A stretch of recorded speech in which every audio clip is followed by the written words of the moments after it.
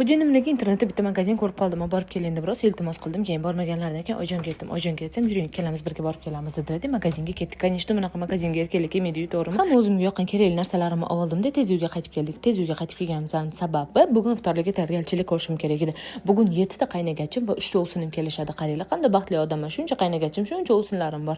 Keyin stollarni chiroyli qilib yasatishni boshladim. Yasatib bo'lganimdan keyin orada Umid akam ishdan kelib qoldilar. Rayondan qo'llariga tutqizdim-da, mehmonlarni kutishni boshladim. Mana ko'rib turibsizlar, hamma xursand, hamma maza qilib gaplashib o'tiribdi. Diydor g'animat deganlari shu bo'lsa kerak. Keyin men ham ovqatlarimni tortishni boshladim. Ovqatlardan keyin o'zimni firmenniy tiramisuimni berdim. Tiramisularni xolodilnikka taxlab qo'yganman, chotka qilib.